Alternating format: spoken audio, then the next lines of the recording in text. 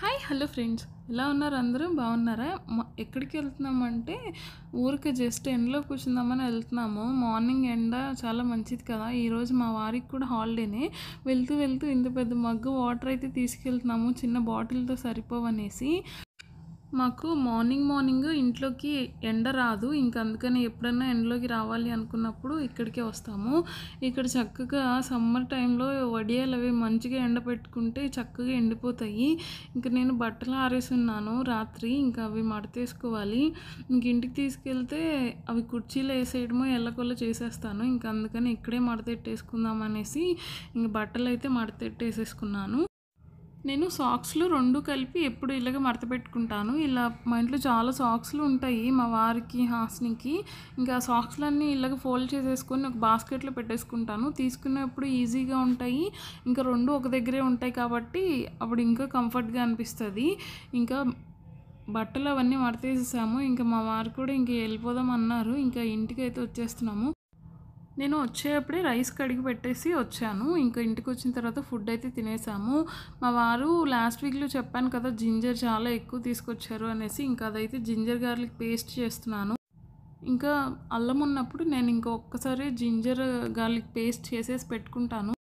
అలా ఒకసారి చేసేసి పెట్టుకుంటే ఇంకా ఎప్పుడు కావాలంటే అప్పుడు వేసుకోవడానికి తేలిగ్గా ఉంటుంది కదా. ఇంకా ఫస్ట్ అయితే అల్లంకి పైన తొక్కు తీసేస్తున్నాను. తొక్కు తీసేసిన తర్వాతే వాష్ చేస్తాను. పైన మట్టి అవి ఉంటాయి కదా.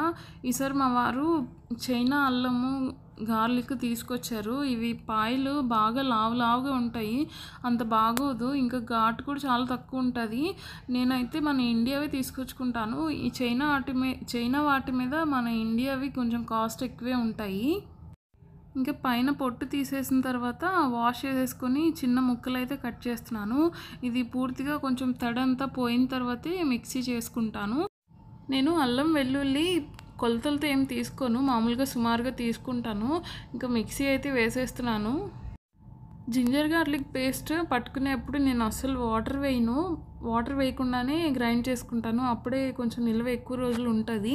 ఇంక మిక్సీ పట్టేసిన తర్వాత గ్లాస్ జార్స్ ఉంటాయి కదా మన దగ్గర, వాటిని క్లీన్ చేసేసుకొని బాగా పొడిగా అయిపోయిన తర్వాత ఇంకా దాంట్లో స్టోర్ చేసేసుకొని ఇంకా ఫ్రిడ్జ్లో పెట్టుకొని నాకు కావాల్సినప్పుడు వాడుకుంటాను.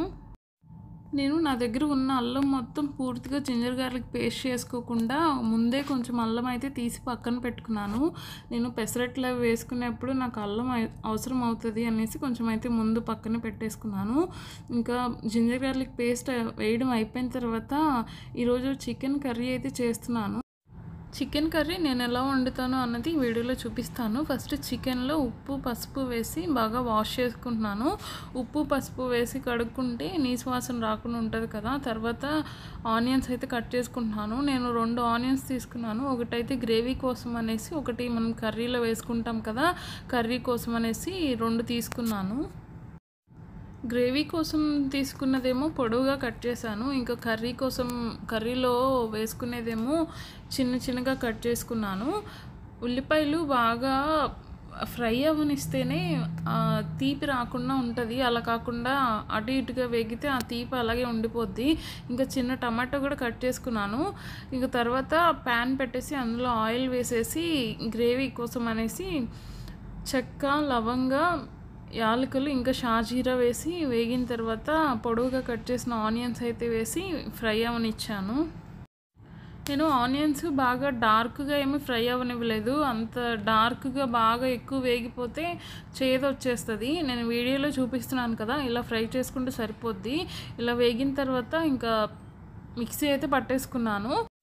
మళ్ళీ అదే ప్యాన్లో కొంచెం ఆయిల్ అయితే యాడ్ చేసుకున్నాను. ఆయిల్ వేడైన తర్వాత ఉల్లిపాయ పచ్చిమిర్చి వేసి కొంచెం వేగనిచ్చాను. కొంచెం వేగిన తర్వాత అందులో పసుపు ఉప్పు వేసి పూర్తిగా వేగిపోయిన తర్వాత అందులో టమాటా వేసాను. టమాటా బాగా పండిపోయింది అయితేనే బాగా మెత్తగా గుజ్జులాగా అయిపోద్ది. టమాటా పూర్తిగా మెత్తగా అయిపోయిన దాకా ఉడికించుకోవాలి. ఇంకా టమాటా వేసిన తర్వాత మూత పెట్టేసి కొంచెం సేపు మగ్గనిచ్చేసాను. టమాటో మగ్గిపోయిన తర్వాత ఇంక అందులో జింజర్ గార్లిక్ పేస్ట్ అయితే వేసాను. జింజర్ గార్లిక్ పేస్ట్ ముందే వేస్తే మాడిపోద్ది, అందుకని టమాటాలు మగ్గిన తర్వాతే వేసుకోవాలి. ఇంకా జింజర్ గార్లిక్ పేస్ట్ బాగా వేగిన తర్వాత అందులో వాష్ చేసుకున్నాను కదా చికెన్ వేసుకున్నాను. చికెన్ వేసిన తర్వాత ఒకసారి కలిపేసేసి కొంచెం సేపు మూత పెట్టుకుంటాను. చికెన్‌లో నుంచి వాటర్ వస్తాయి కదా! ఆ వాటర్ వచ్చేంత వరకు ఉంచుతాను. వాటర్ వచ్చిన తర్వాత అందులో కారం వేసుకుంటాను. ఇంకా ఇప్పుడే ఉప్పు కూడా సరిపోయినంత వేసేసుకొని కొంచెం గరం మసాలా కూడా వేసేసుకుంటాను. ఇంకా ఉప్పు, కారం అవన్నీ అడ్జస్ట్ చేసుకున్న తర్వాత ఇంకా అందులోకి వాటర్ వేసుకుంటాను. నేను వాటర్ ఎక్కువ వేసుకోను, కొంచెమే వేసుకుంటాను. వాటర్ ఎక్కువ వేసేసుకుంటే గ్రేవీ రాదు, పులుసు బాగా పలుచగా అయిపోద్ది. అందుకని కొంచెమే వేసుకుంటాను వాటరు. ఇంకా వాటర్ వేసుకొని చికెన్ అయితే కుక్ చేసుకుంటాను.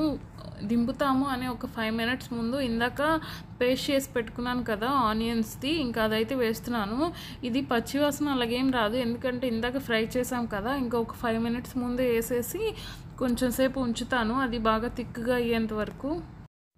ఇంకా కర్రీ దగ్గరికి ఉడికిపోయిన తర్వాత అందులో కొంచెం కొత్తిమీర, పుదీనాకు యాడ్ చేసేసుకుంటే కర్రీ రెడీ అయిపోయినట్టే. నేను ఇందులో ఎక్కువ ఆయిల్ ఏమి యాడ్ చేయలేదు, కాకపోతే చికెన్‌లో ఫ్యాట్ ఉంటది కదా, ఆ ఫ్యాట్ వల్ల ఇంత ఆయిలీగా కనిపిస్తుంది. ఇంతేనండి కర్రీ, చాలా సింపుల్. ఒకసారి మీరు కూడా ట్రై చేసి చూడండి.